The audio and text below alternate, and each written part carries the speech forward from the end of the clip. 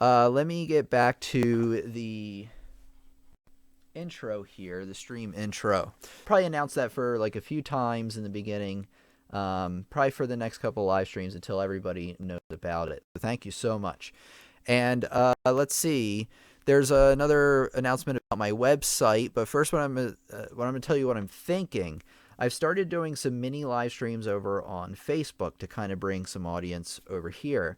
I'm thinking about doing live streams more often, but kind of depends on a few things right now, and it would also depend on how much interest I could get in maybe doing live streams another like 2 or 3 days a week. The problem is that unlike the Friday and Sunday live stream, it help if I could get the days right. I don't know if I could do these at the same time every week. So it might vary by an hour or two, but if you're interested in more live streams, let me know. And again, your support really helps me be able to do that.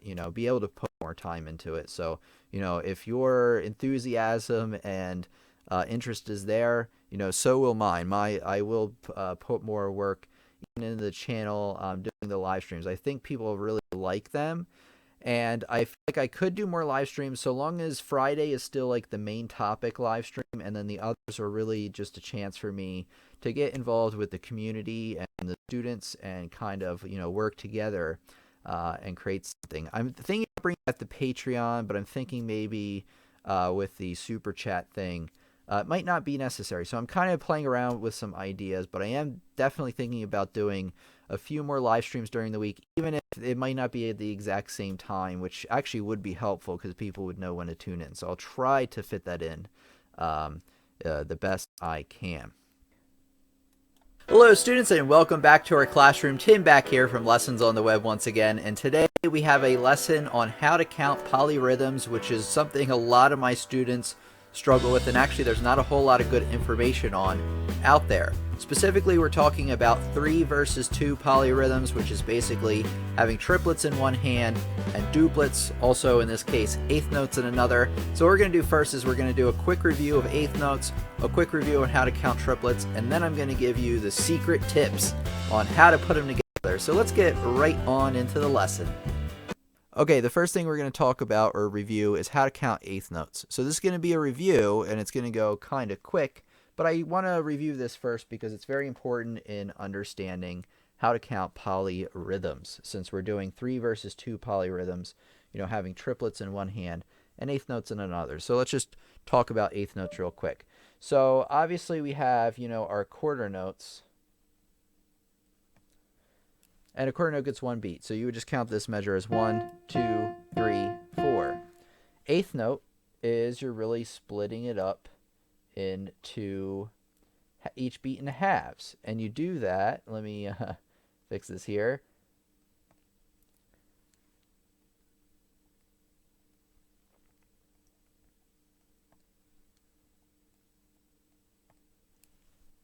And you do that by using the term 1 and 2 and 3 and 4 and. So we still have our 4 beats here. 1, 2, 3, 4. And then you can split each beat into halves by putting a plus sign. We call that and on the other half of the beat. So now we're still counting 4 beats. 1, 2, 3, 4, except we're double timing it, adding in another note in between each one. 1 and 2 and 3 and 4 and. Just like that. So that's our quick review of eighth notes.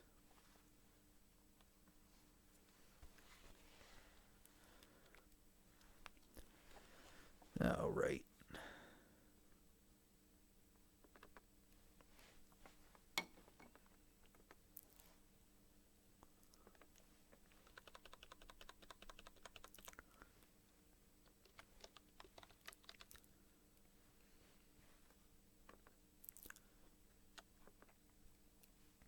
The next thing we're going to talk about is how to count triplets.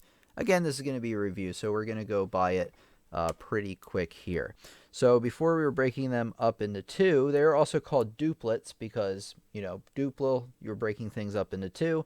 These are triplets. So now we got 3. We're breaking them up into 3 equal parts. We'll see if this program cooperates with me, and then normally it has a 3 above the grouping there to signify that this is a triplet and not 3/8 notes. 3/8 notes takes up 1.5 beats.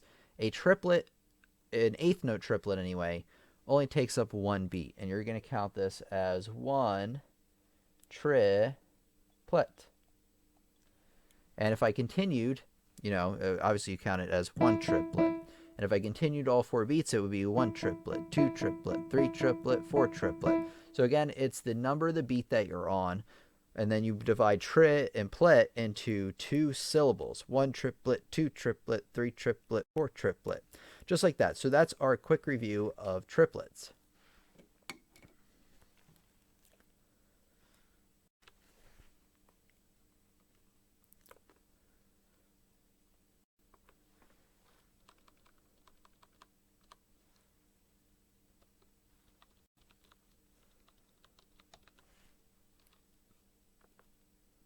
Oh, that's not how you spell polyrhythms.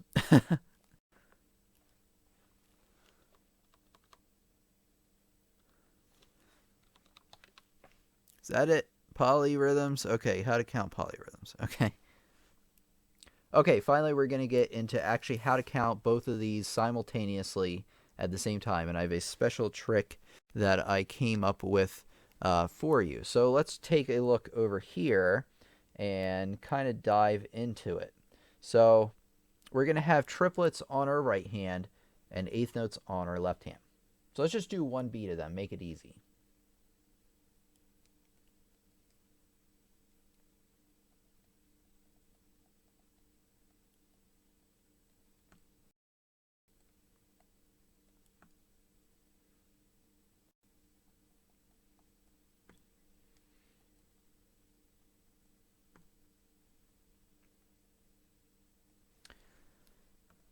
So how in the world are we going to count these? I actually like how the program split these up because it actually marks out well where each of these appears. So you have 1 triplet in the one hand, and then you have 1 and 1 and, just counting the first beat over and over again in the other. So how do you play them at the same time, right? Seems crazy.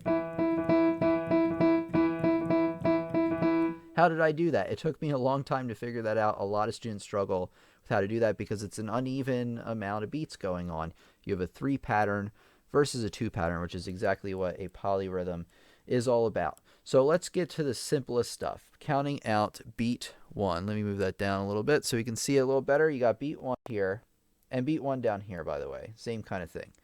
Now, remember that up here it's counted as 1 tri. But this time, what we're going to do, instead of breaking up triplet into 2 syllables, we're going to break it up into 3 by calling it triplet. Triplet. So it's going to be 1 triplet. But the p is going to be down here. So it's going to be, let me play it just on also C here. So it's going to go, and you want to play it very slow starting out. That's one of the biggest tips I have for you to make things quite a bit easier. So you're going to count 1. You hit them together, right? Pretty easy. Meant to hit both C's. So you hit 1, and then you can see that the next note in the triplet is by itself. So that's tri, and then you have pa, lit. And again, 1, tri, pa, lit. A little faster. 1 triplet, 1 triplet, 1 triplet, 1 triplet. So practice that over and over on your own. Rewind the video if you need to, and go from there. The hard part about this, though, is continuing the beat after this one. It's easy enough to go 1 triplet. However, if you have other beats after it, it can be kind of tricky. So let me, copy us over another measure, and I'll show you another example of what I'm talking about. Apparently doesn't like that.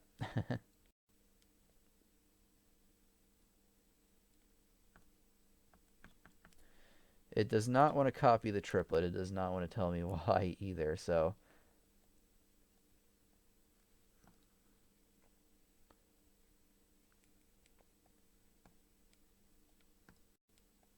weird. Huh.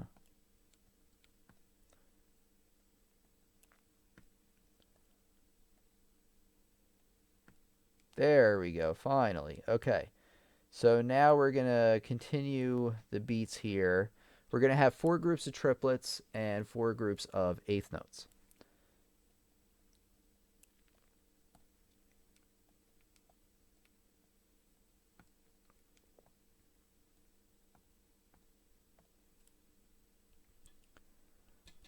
So now how in the world do I count this? Well, let's make it easy, right? First thing we're going to do is we're going to write in all 4 beats. There's beat 1, 2, 2, 3, 4. So there's our 4 beats, right? 1, 2, 3, and 4. Now what we're going to do is we're going to have, actually let me move this down a little bit for us. So that's the good stuff. That's what we want to see. Okay, so we have 1, 2, 3, and 4. Same thing down here. 1, 2, 3, 4. So we're going to have 1 and then tri right up top. You're going to have pa down there and let down there. For beat 2, I'm just going to write 2 and then tri, pa, let. And then you continue that through all of them. So I'm just going to write T, P, L, T, P, L for triplet. So now, how do you count them, continuously? That's the hard part. So again, when you're first starting out with this, you want to count them very slow. 1 triplet, 2 triplet, 3 triplet, 4 triplet. You want to be making sure that you're counting each of these properly. So isolate one hand by itself. 1 triplet, and then bring in the eighth notes with it. 1 triplet, 2 triplet, 3 triplet, 4 triplet. So as you can see, you can add in that pa with the eighth note, and that kind of fills in the other, part of the beat that doesn't necessarily match with the first. So once you get that under wraps, you want to try it a little faster. 1 triplet, 2 triplet, 3 triplet, 4 triplet. As you can see, in a very small amount of time, now I am a polyrhythm master, at least a 3 versus 2 polyrhythm. Let's flip the polyrhythm and see how it is with the, left hand having the triplets and the right hand having the eighth notes.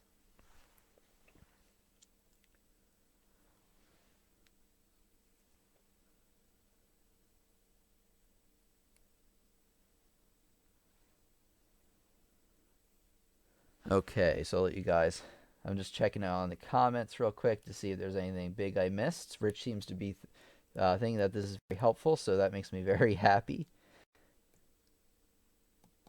I don't know, this thing is not cooperating today. There we go, except the only problem now is I have to move this down a bunch. There we go.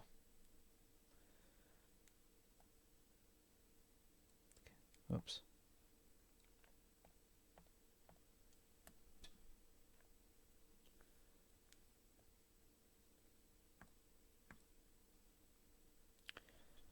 Okay, it apparently doesn't want to do that. Okay.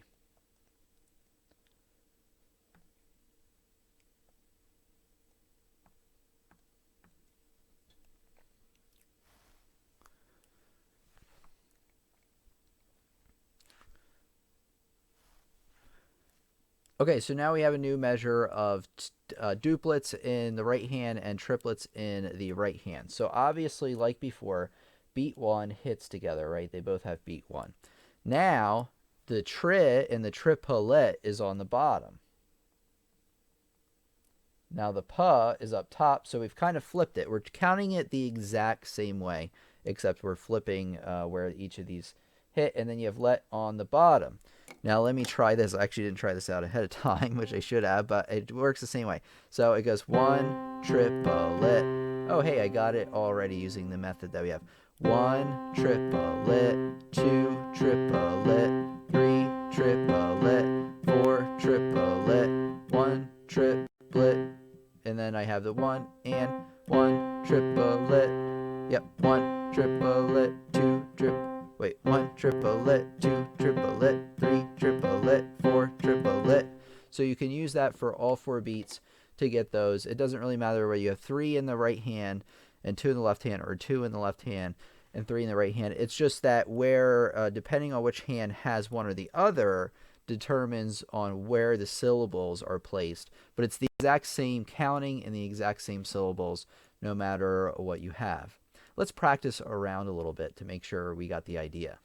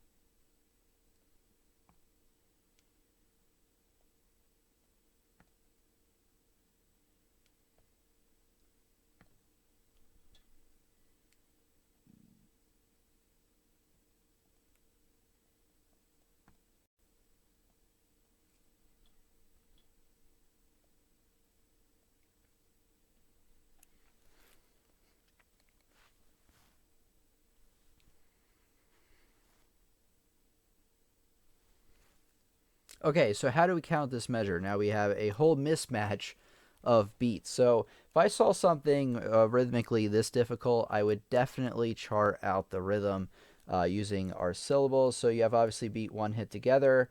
This time, because we have the next note in the triplet up top, that's going to be tri, pa is going to be on the bottom, and let is going to be on the top. So right like before, we had 1 triplet, oops, both on the same note, 1 triplet, just like that. Now we have to switch gears, is where it gets tough. So beat 2 is here, except tri is down here, pa is up here, and lit is down there. And then obviously you have beat 3 here as well. There's and you have 4 and. 4 down there.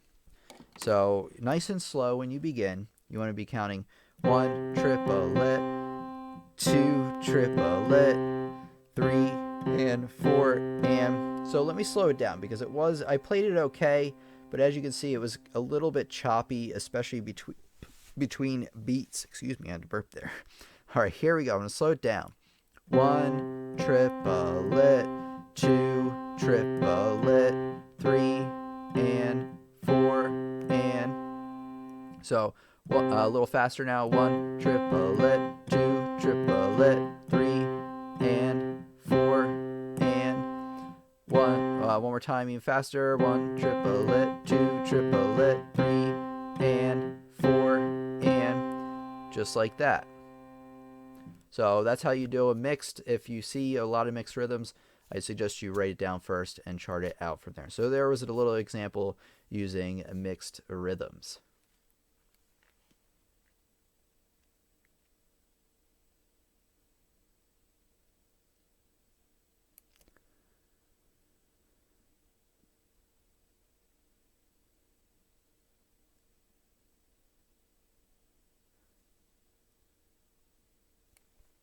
Oh, Rich says other piano vids never explain how to count. Tala says I agree. Brian Rich says they just say it's a feel you have to master. That's what my piano teacher always told me, and it made me so angry because he never gave me like a good explanation on how to count these, and I feel like my explanation was pretty good. Okay, let's take a look here. The next thing, let me do the transition again here, everybody. Thanks for hanging through all the weirdness today. Let's see. What should the title be? Oops.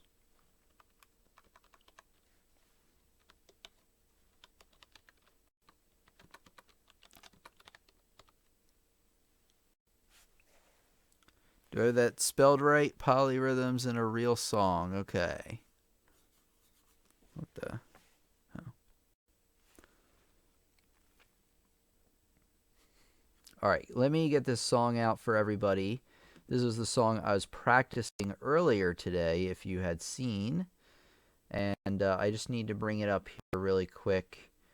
Hopefully, it only takes a second here. It should.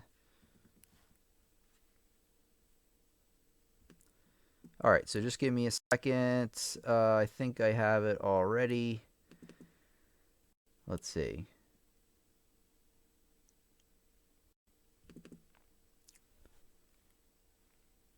Okay, here we go. Okay, let me find what we're doing. Always helpful. Okay, there we go.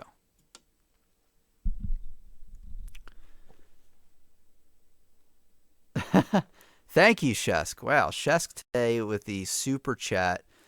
Thank you so much, Shesk. That means a lot to me. Shesk gets a huge shout out. Let's see. I was learning to learn air system, and then there was polyrhythms, and I gave up hope. Oh no. Well, hopefully this helps you out. One thing I want to kind of preface this with is there are more to polyrhythms than this, especially if you play Chopin, and you notice that there's like a group of 7 in one hand, a group of 4 in another. That will have to be a lesson all on its own, because I think this 3 versus 2 stuff will be enough for people to handle for right now, and then I'll make another more advanced polyrhythms lesson very soon. So let me zoom in here for everybody.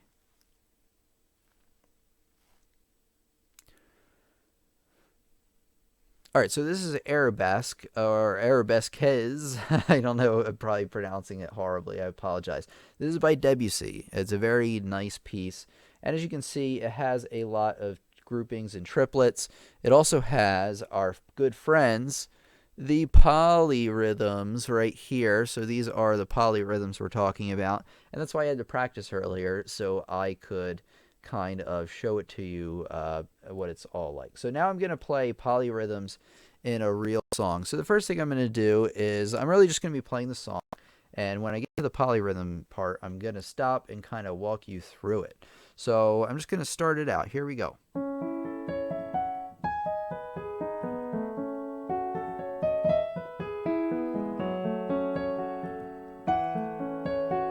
Let me try that again.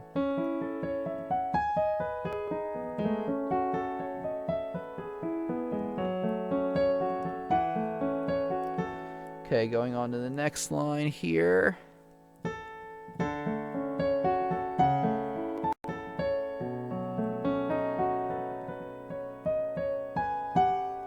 Oops, I hit the last one wrong. Okay, now let me flip us over to the polyrhythm part, which is the main part of the lesson. So how in the world am I going to count this? Looks really confusing, right? Well, we have eighth notes in our left hand, 1 and 2 and 3 and 4, and pretty simple. And then in the right hand, we have a rest on beat 1, and then it's going to go 2 triplet, 3 triplet, 4 triplet. But because we have eighth notes in the left hand, we got to count triplet. So we're going to do this very slow. So 1 and 2 triplet, 3 triplet, 4 triplet, 1 triplet. It's really weird to count and play at the same time. Do this. Let me try this again. 1 and 2 triplet, 3 triplet, 4 triplet, 1 triplet, 1 and 4 and. So once again, 1 and 2, 1 and 2 triplet. Oh, it's really tough. 1 and. I can do it without counting out loud. It's so hard to count out loud. Hold on. 1 and.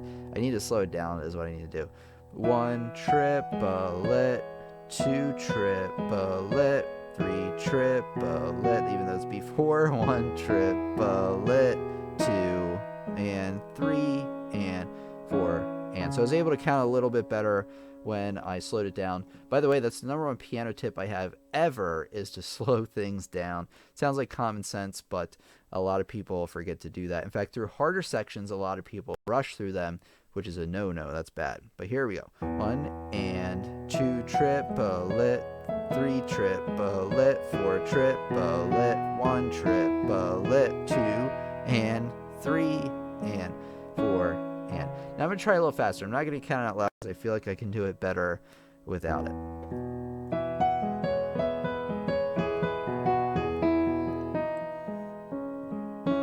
Try again.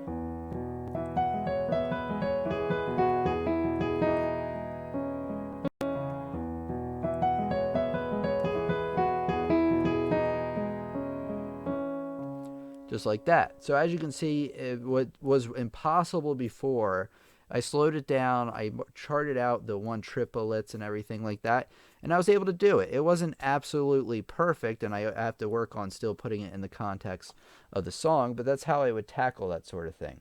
So now let me just play you, this whole first page here. I don't know if I can read. If I can't read it that tiny, so you'll have to bear with me since I'll have to do like a page turn here in the middle. Rich has a good question. Tim, do you assume it's a triplet even if there's no 3 above it? It depends. Sometimes it can be a grouping of 3/8 notes. It depends. The short answer is yes, but you want to double check. So the reason I knew right away that these were triplets, even though there's no 3 written above or below them, is that there's 4 beats in a measure, right? And you have 4 groupings of 3. So it really can only be a triplet. These can't be eighth. Yeah, they can't be 8th notes because that would be too many beats. I believe that would be 6 beats total because you would have 1 and 2, 3 and 4 and 5 and 6 and something like that. So the triplet is the only grouping that works here. Great question, though.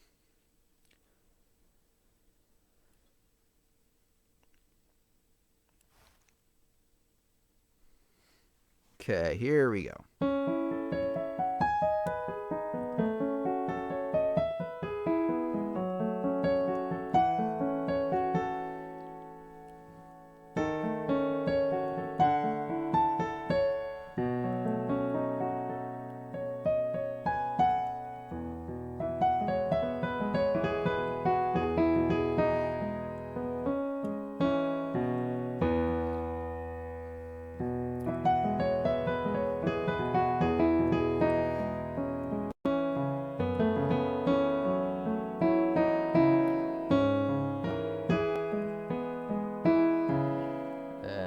Sorry about that. I wish I had an automatic page turn.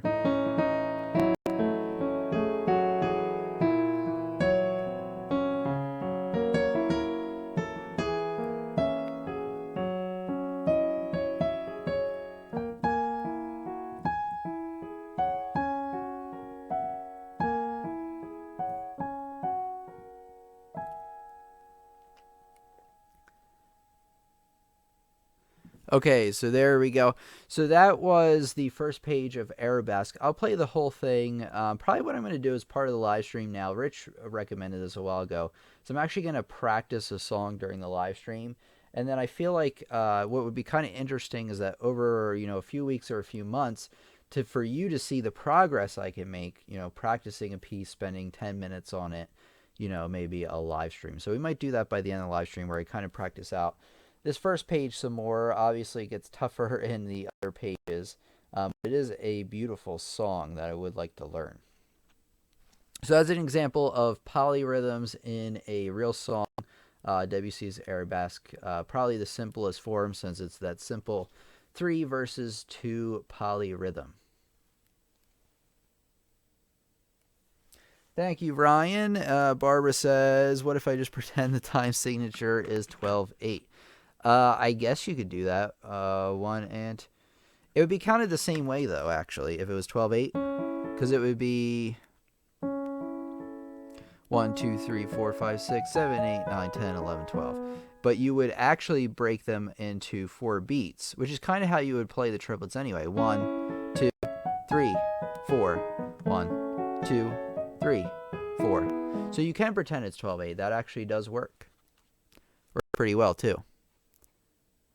Ryan says makes me feel like I'm in way over my head. That's okay. You have to work your way up to where I am. I went to music school and they really trained us hard.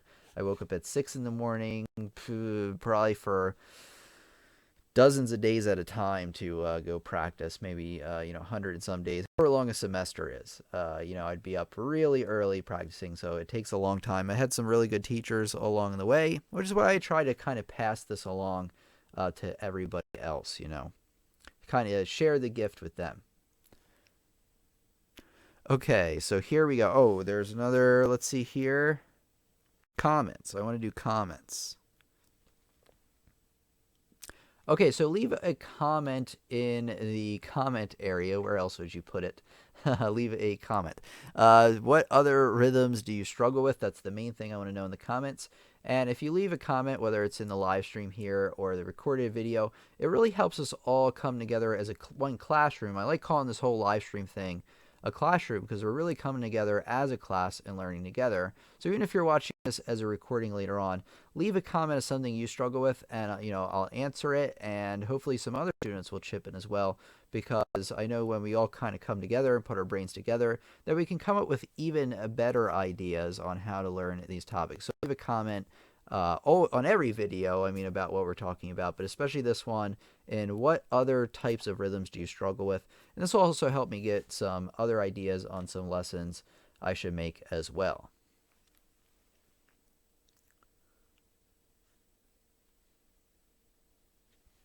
Well, thank you, Ryan. I appreciate it, and I appreciate the super chat from earlier, of course. Let's see what we got here. On tuplets. It's going to do it a quick explanation. Yes. Yeah, I can do that. I'll have to cut this. Kind of just charting out my head. Yep. Okay, I can do that. That works.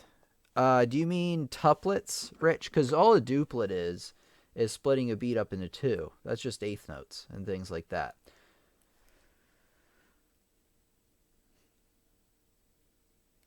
You wanted to try Clair de Lune, even though it'll take forever. So yeah, all a duplet is. Do I have Clair de Lune? Let me look it up. I don't think I do have it right off the top of my head. That's a Debussy as well. That's a beautiful song as well. Debussy sheet music. I don't know why I brought it up as Bing. Nobody likes Bing. Actually, I'm kidding. If you like Bing, I apologize.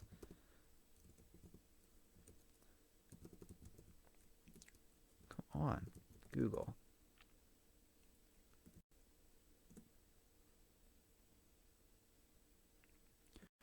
Okay, let's see. By the way, if you are looking for a great website to find sheet music from, imslp.org is always great.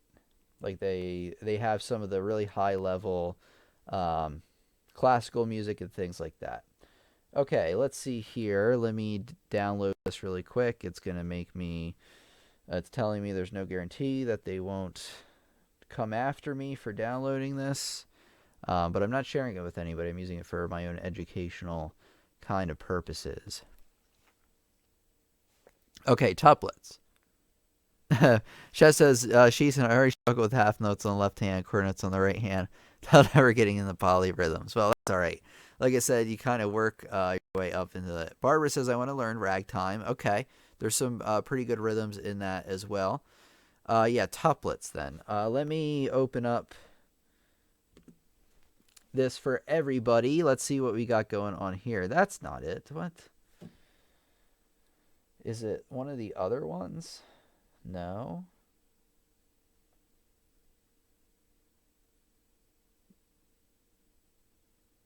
Sorry, everybody.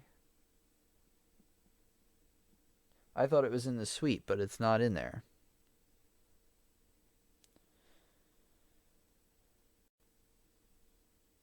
Okay, we're going to look at this thing from freescores.com, see if this is any good. This is like a hit or miss website. Sorry, this has been deleted because of copyright. Well, that's not good. Now I feel like if I play it, I'm going to get flagged, but what are you going to do?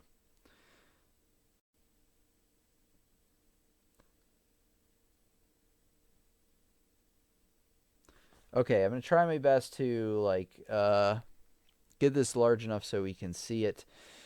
So, first of all, they have tuplets here. Now, a tuplet And the difference between a duplet really and a main eighth note is that a duplet has a 2 written above it, but it's really the same idea, and it's actually used in compound time signatures where you're naturally breaking the beats into 3. That's why a lot of times in compound time signatures, those are the ones that end in 8, 9, 8, 12, 8, and all the rest. That's why over the groupings of eighth notes, they don't have a 3 for the triplet. They just have them normally. And that's because in that type of time signature, you're breaking up each beat into triplets normally. So I think I might have to think about this before I can explain this right. Let me think about this. Let's see. Actually, let me start from the beginning, and then I'll kind of explain from there. Wait. One.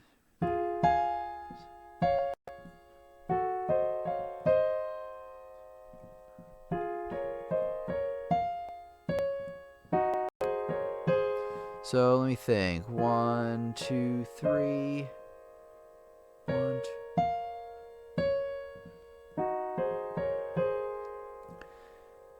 You know, I'm not entirely sure how to count this in a compound time signature. I just know how to play it based on the recording, which is a terrible explanation. Let's see. Let me think about this really quick. 1,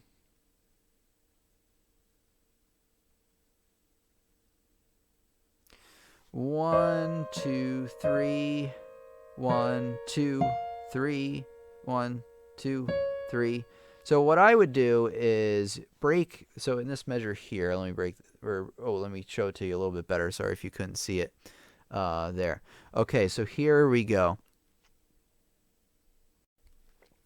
Okay, so in this measure here, this is the measure with the duplets over. I have an idea on how to count this right. So this is tied over from before, but we're still going to count this group of C and the E flat as beat 1. You have beat 1, 2, 3. And now for beats 4, 5, and 6, what you're going to do is you're going to count 4, 5. And then as soon as after you count 5, you're going to move to that F because that's where it'll come. That was where it'll be. 4, 5, 6, 7, 8, 9. So again, it's beats 1, 2, 3, and now here comes the duplet. 4, 5, 6, 7, 8, 9. So the duplets fall under. Obviously, you'll hit this on beat 4 where it hits. The F will come right after 5, so 4, 5. And then you count 6, and then tied over to the next one, which makes it really difficult. So you have 7, 8, and then right after 8 before 9, you hit that. So you have to actually use our polyrhythm technique, 3 versus 2, to kind of think about where will these groupings of triplets or groupings of eighth notes fit with these duplets. And they just fit in right between one another, that one triplet kind of thing. 1 triplet. Oh, you could do it that way too. You can use the 1 triplet, 2 triplet, where the pa is the eighth note. 1 triplet, 2 triplet. That works perfect. 1, 2, 1 triplet, 1 triplet, 2 triplet, 1 triple, or 1 triplet, 2. So let me try that again. 1 triplet, 1 triplet, 2 triplet, 3 triplet, 1. And there you go. So that's how I would go about it. It's I wasn't prepared to kind of work our way through something like this, but it makes a lot of sense since this time we are naturally dividing all the beats into 3, and then we have a duplet there. In terms of other ones, I'm honestly going to have to make a video on it, like if you have something more complicated, like 7 versus, like the Chopin Nocturne. Wait.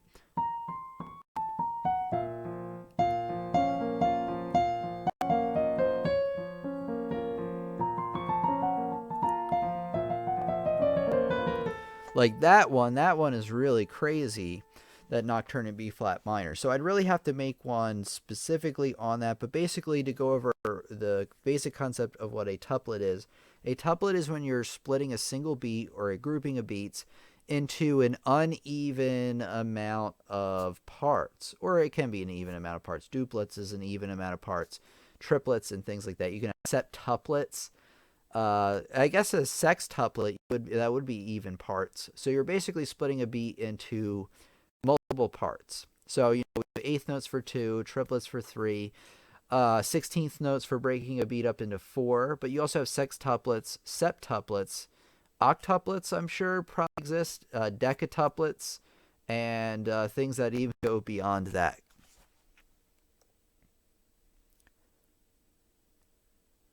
Oh God, I'm sorry, asked him. I'll never get this. Thomas says, what happened? They compose those just to mess with you. That sounded hard as hell to play. Yeah, they do get pretty tricky. Smoke is coming out of Ryan's ears too. Thomas, what happened? I don't know. Hopefully we're here. Um, I was explaining how to do a tuplet in a compound time signature. So obviously there's a lot to a lot to a rhythm and how to count them, especially in different time signatures and different groupings and notes. But I will make more polyrhythm lessons.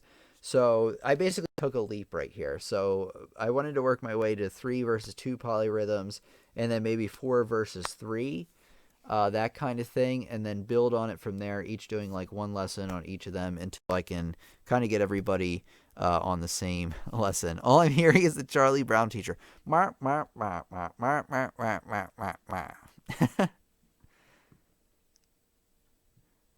Let's see.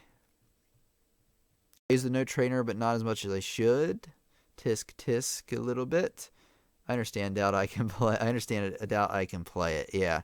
So it's all about using the one triplet thing we talked about in the beginning. Let's see how far I can get in Clair de Lune. Maybe I should practice Clair de Lune. Clair de Lune's a good song. Wait.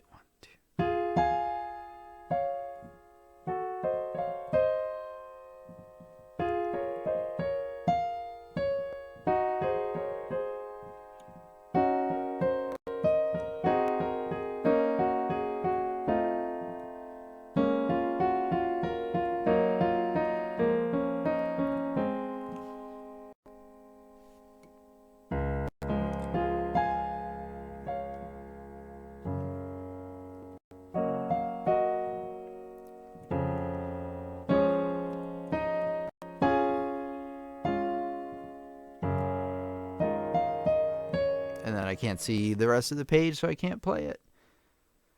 Shez says, Rich, at least I learned to count to 2 and to 3 today. Avi's here. Welcome, Avi. Glad YouTube didn't kick you off again from the subscriber list. Glad to have you with us once again today. And anybody else who is either a new or returning student, welcome. Okay, so I think that's all the polyrhythms I can stand for today, everybody. The only thing I want to talk about today real quick is the website. And actually, if you have any like last minute comments or questions, now's probably like a perfect time to do it. So I'll address those before we go. But let's see here.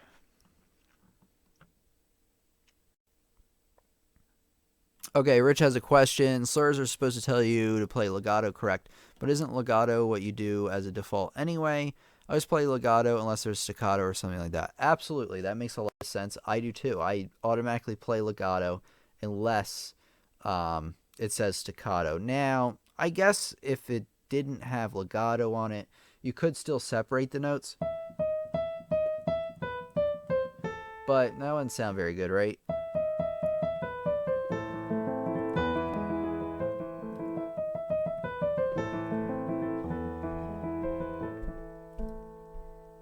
Just like that. So the answer is yes. I automatically put in the legatos as well. Great question. All right, let me get us. Ooh, that's not what I want to do.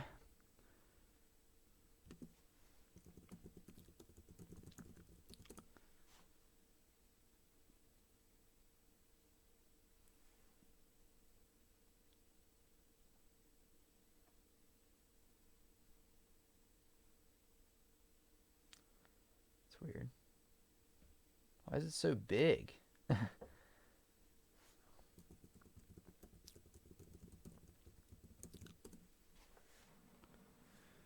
Is that showing up? Let me see. Let me check real quick. That didn't show up like a minute ago like that.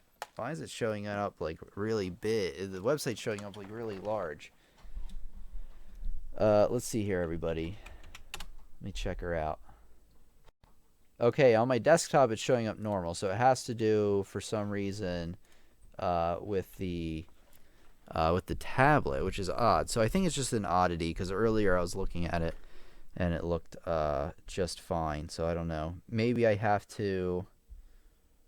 Yeah, see how big it is? That's weird. Okay, I'll have to figure out what's up with that. But that normally doesn't happen. And actually, the website's fully functional anyway, so it's just fine. It's just a little bit larger than I'm used to. Okay, so over on my website, I have a lot of courses that I've made. So if you like the kinds of videos that I put out on the channel, and you're looking for a lot more, or you're a beginner and you're looking for a better grasp on the beginner stuff, this website is for you. It covers both beginner stuff, but also a lot of topics we haven't covered and will not cover, at least for some time here on the YouTube channel.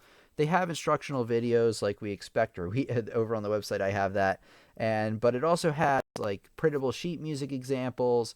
It has assignments. It has real songs to play, and a lot of other things to enhance your learning. So it's the instructional videos plus a lot more, and they're all designed like it's a grouping of instructional videos around a certain topic made into a course. So once the live stream's over, just head over to pianolessonsontheweb.com to just check it out, because if you like what's on the channel, you're really gonna like what's over there. And also by enrolling, you kind of have me to a degree as your personal teacher. You can ask me questions through email. You can even meet over Skype if you're having a lot of trouble to kind of answer things for you, or even willing to do a phone call, because I want to make sure that you're having a good grasp on the topics as well. So you get that little bonus kind of thing as well. If you have any questions about it, let me know. Tim@lessonsontheweb.com. But I just want to let you know about that. Actually, I just remembered the main reason I brought this up was I have a new course coming out this week called Rhythm Trainer, which actually, hey, we did rhythm today, so it might not be a bad idea to be on the lookout for that. I'll send it through as an email, so if you go to the website and that little pop-up that pops up at first, if you sign up for that, that's totally free.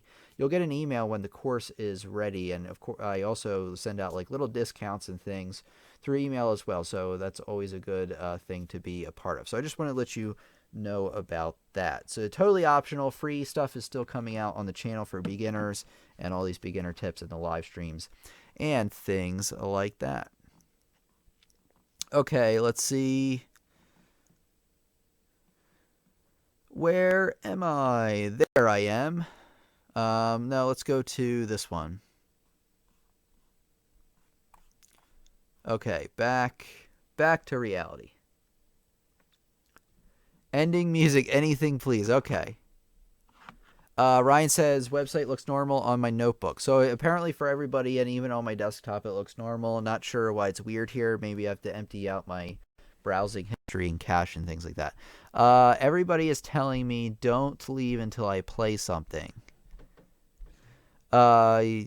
Okay, wait. So Rich also asks, so basically you always play legato, but a slur is to emphasize it on certain section of notes. Yeah, I would say so. That works out pretty well. That's a good explanation. Avi says, ending music, anything please. Okay. Rich says, Tim, don't leave. Play us out, please. I suggest Flight of the... I can't play Flight of the Bumblebee, at least not without practicing it first. I think starting next time, I'll start to do the thing where I practice at the end of the lesson to kind of, like I said, I think it would be really interesting for you students to see my progress over a few weeks and what I can do. And I can also provide some feedback as well. And I'm also willing to make more live streams of me practicing, since, I can get some practicing done and do a live stream at the same time. So that works out for everybody. I could do good old B-flat blues. And then how about next time I'll actually pick out a song to begin practicing, and we'll play out the last maybe 10 minutes or so with that song of me practicing. And like I said, over time, we're going to see how far I can get in the song and what tips I have for you. That's the most important thing, of course. Can I play Skinny Love? I don't know what that is. A River Flows in You. Any soothing tone. Oh, okay. I could do the Arabesque. Or I haven't played this song in forever, but oh, what is it? No, I don't want that. Why is it doing? I don't know why it's doing this. Okay, is this? This is why it's happening. Okay, let's see here.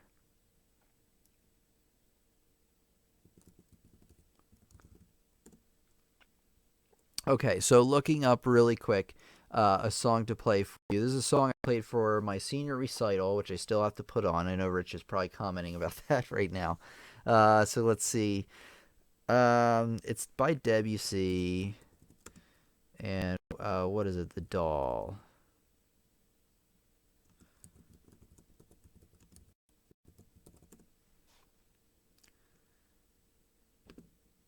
Serenade for the Doll. All right, let me see here. Let me find a good sheet music for it.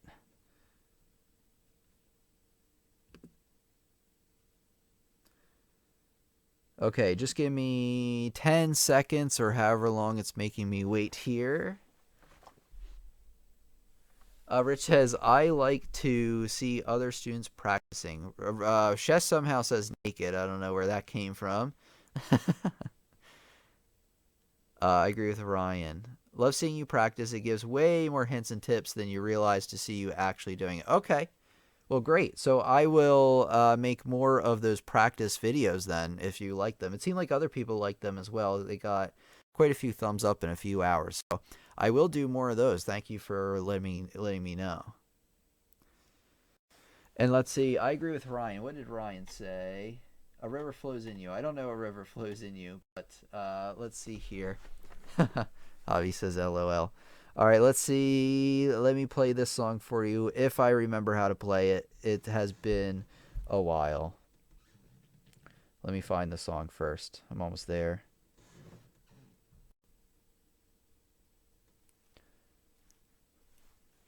All right, everybody. This is called Serenade for the Doll. I haven't played this in forever. I'm going to do my best. It's a nice, relaxing kind of thing by Debussy.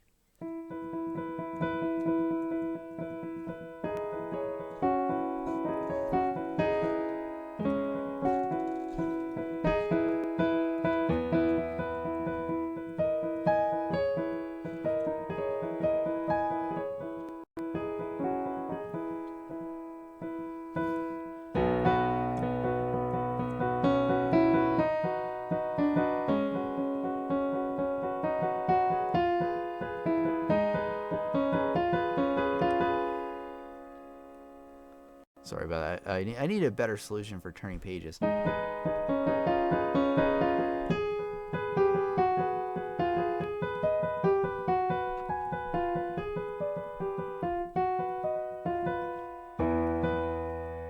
man.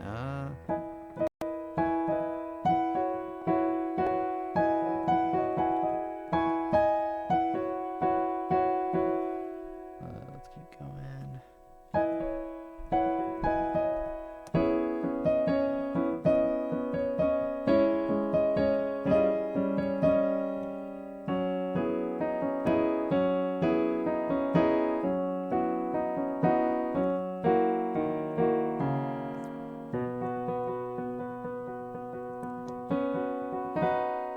Oops.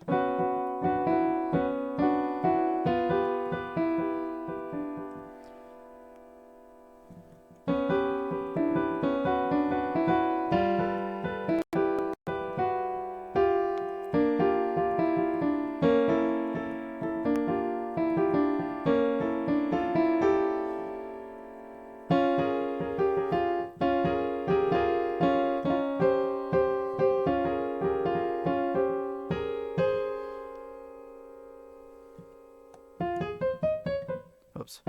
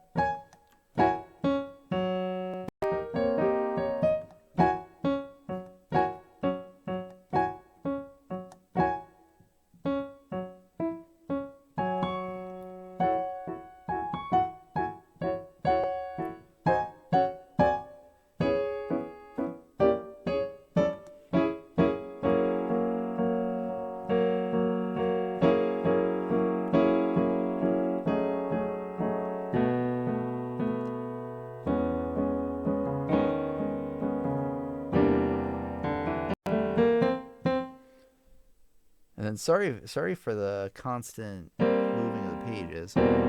Oops.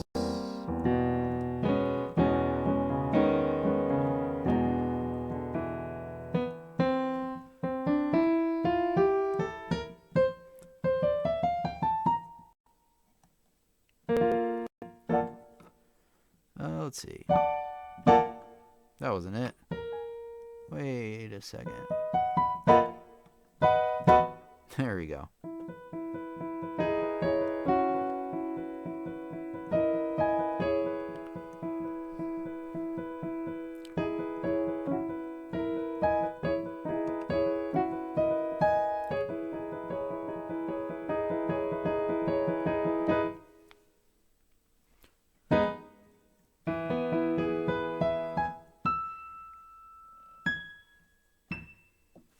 There we go. Not perfect. I haven't played in forever. And also, I need if anybody knows a good app for tablets that can like automatically turn pages, that would be amazing. That would be really amazing. Shesk today with all this stuff. Thank you, Shesk. That was awesome. Serenade for the doll. Okay, so I guess this puts me in my queue. Good night, all. I'm glad you liked it. I didn't think it was my best performance, but you know I can certainly work on some more and polish it up for everybody. Thanks again to Shesk, man. Shesk is just killing it today. Okay, let's see here. Let me read some comments before I go. You guys don't want to see me practicing. You'll hear me curse a lot. Okay, Ryan, I still have to get to some recordings some people have sent me that I didn't forget about them. I'm still looking them over. Can you play Moonlight Sonata Third Movement? No, not today, especially not today, but I could play that sometime in the future for you, Avi. Rich says, you guys, okay, I saw that before. Ryan says, I will be making more now that I can get better camera angles. Great. Ryan says, dude, that sheet music looks like an electrical schematic or something. Avi says, awesome. Thank you very much. Thanks again to Shesk. And Avi says, wow, thank you, everybody. Thanks for the nice and kind words. If you felt like you learned something from today's lesson, feel free to leave a like, because that lets other people know that they can learn from this lesson as well. Check out some of my other videos. I have a lot of videos, especially on YouTube already, all free, of course. So check them out and look through some of the playlists, especially. I feel like playlists are the #1 overlooked feature. Let me show you what I'm talking about real quick. I know people have seen me talk about the playlists before, but I really want to show you, since they are really important to, you know, learning a lot more about piano music in a cohesive way. Because if you watch my videos at random, you will get a lot out of them. But if you watch them in the playlists, you will get them around a certain topic. So if you're a very beginner, you want to check them out. So you go to the main channel page, you know, you look up lessons on the web, you go here, and then you just want to look here. So if you're looking to improve your note reading, I have things for you. Intermediate piano lessons, I have one there for that. Popular piano lessons, which are just the ones that are the most popular. I have my songwriting toolbox if you're looking to learn music theory enough to write some certain songs.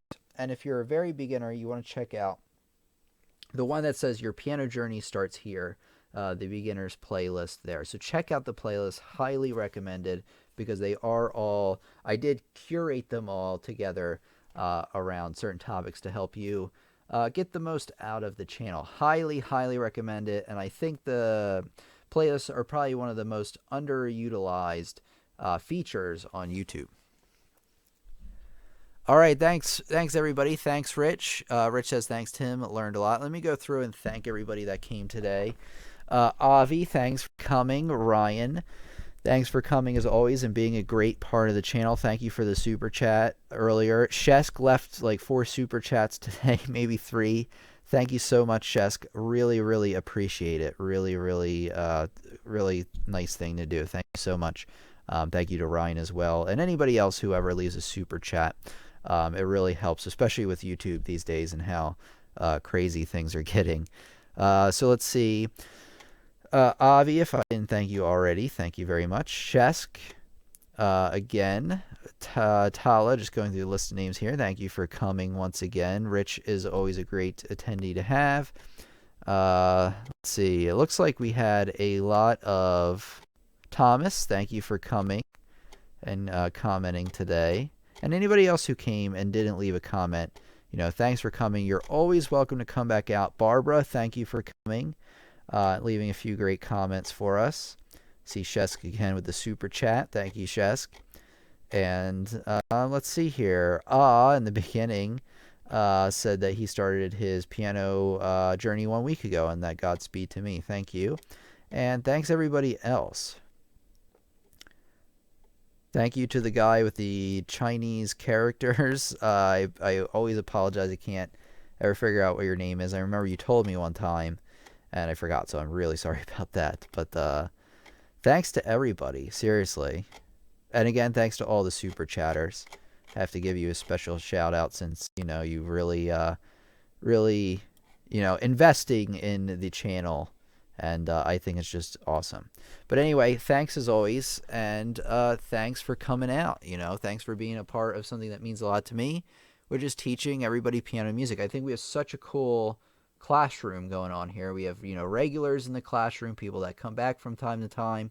And I think that's just an amazing thing. I feel like a lot of us are learning, better together than we would on our own. So thanks to everybody for coming out. Oh, it looks like we're a bit over here on the 1 hour, which is totally fine. Avi has your boards exam. Well, good luck on your boards exam. Let me know how that goes next time. Goodbye, Avi. Goodbye, everybody. Have a great weekend. No. I'll see you on Sunday. We'll have a live stream on Sunday, 8 p.m. Eastern Standard Time, same time. I'll see you then. Check it out, and I'll talk to you soon. So thanks, everybody.